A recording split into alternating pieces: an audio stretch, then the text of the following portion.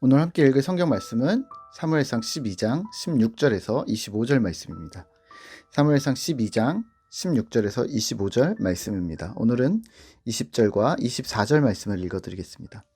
사무엘이 백성에게 이르되 두려워하지 말라. 너희가 과연 이 모든 악을 행하였으나 여호와를 따르는 데에서 돌아서지 말고 오직 너희의 마음을 다하여 여호와를 섬기라. 24절입니다. 너희는 여호와께서 너희를 위하여 행하신 그 큰 일을 생각하여 오직 그를 경외하며 너희의 마음을 다하여 진실이 섬기라. 아멘. 오늘 함께 생각할 주제는 진실이 섬기라입니다. 본문 사무엘상 12장은 사무엘이 이스라엘 백성에게 무엇을 잘못했고 그 다음 어떻게 해야 하는지를 명확하게 제시하고 있습니다. 먼저 이스라엘이 잘못한 것은 왕을 세워달라고 한 것입니다. 17절입니다. 오늘은 밀 베는 때가 아니냐. 내가 여호와께 아뢰리니 여호와께서 우레와 비를 보내사 너희가 왕을 구한 일 곧 여호와의 목전에서 범한 죄악이 큼을 너희에게 밝히 알게 하시리라. 아멘. 밀 베는 추수의 때에 하나님께서 우레와 비를 내리실 것이라 합니다. 그리고 모든 백성이 사무엘에게 부탁합니다. 우리를 구하소서. 사무엘은 두려워하지 말고 더욱 하나님을 섬기라고 합니다. 아마도 이 사건은 그들을 향한 하나님의 경고, 경각심을 주려는 하나님의 액션인 듯 보입니다. 20절입니다. 사무엘이 백성에게 이르되 두려워하지 말라. 너희가 과연 이 모든 악을 행하였으나 여호와를 따르는 데에서 돌아서지 말고 오직 너희의 마음을 다하여 여호와를 섬기라. 아멘. 너희는 악을 행하였으나 하나님을 따르는 길에서 벗어나지 말고 마음을 다하여 주를 섬기라고 합니다. 또 이어서 명령합니다. 22절에서 24절입니다.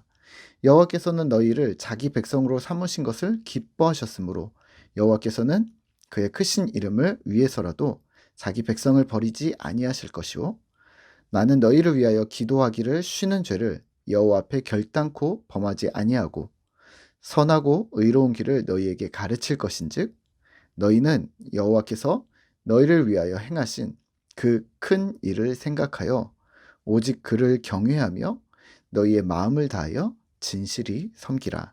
아멘.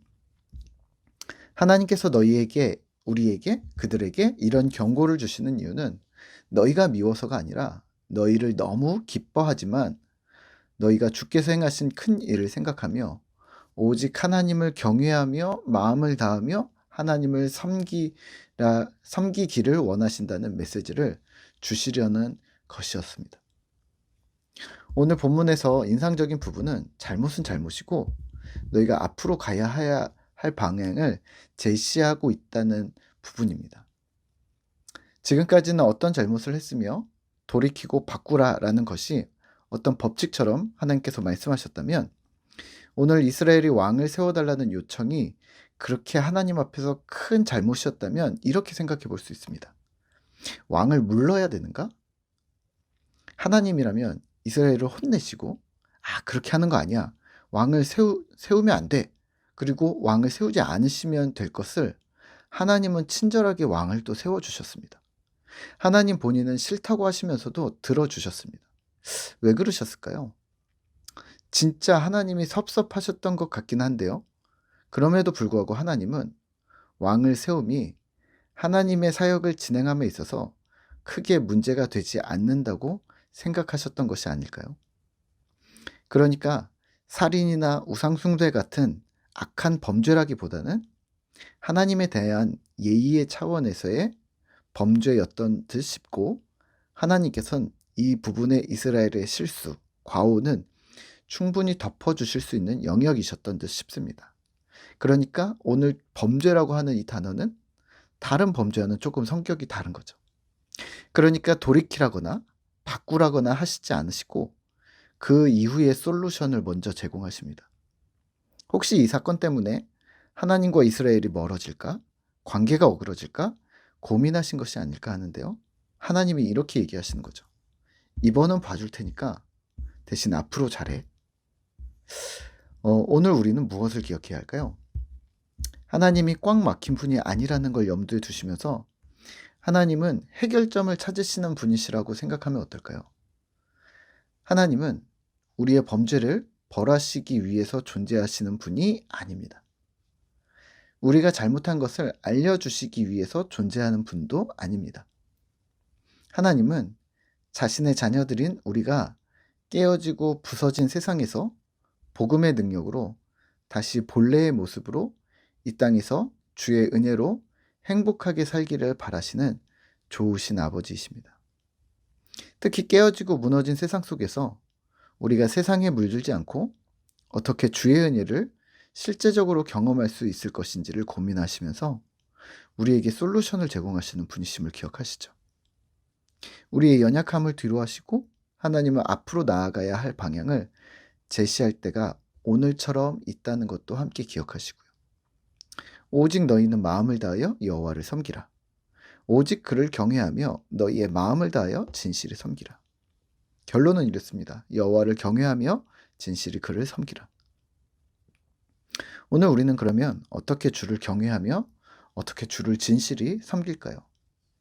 네, 우선은 기본입니다. 하나님이 우리 삶에 말씀하시게 하셔야 합니다.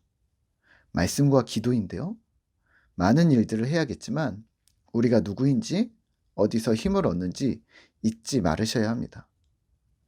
하나님과의 교통하는 일을 소홀히 하거나 하나님의 은혜를 누리지 않으면서 동시에 밖으로는 무엇인가에 골몰되어져 있다면 우리는 다시 초심을 회복하셔야 합니다. 내적 충전이 없는 외적인 활동은 분명 고갈이 올 것이기 때문입니다.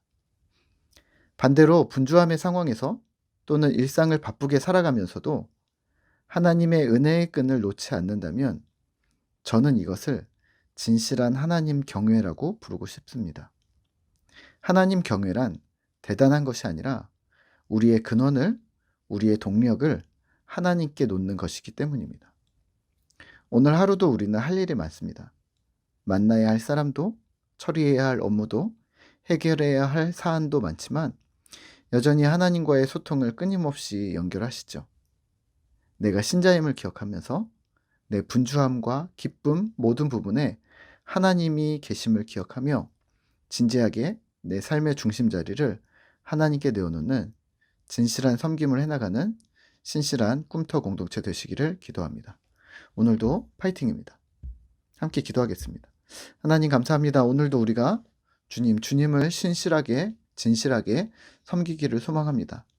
여호와를 경외하며 진실히 그를 섬기라고 말씀하셨던 것처럼 하나님 오늘도 우리가 우리의 삶 속에서 주님을 경외하며 주님을 섬기는 자들이 되어지도록 주님 도와주시옵소서. 바쁜 일상 속에서도 분주함 속에서도 여전히 하나님의 은혜를 구하며 하나님과 함께하는 그러한 진실한 하나님 경외를 우리 삶 가운데 유지하는 신실한 주의 신자들 되어지도록 우리를 붙들어 주시옵소서. 오늘도 주께서 우리를 붙드시고 함께 하심을 믿으며 예수님의 이름으로 기도드립니다. 아멘.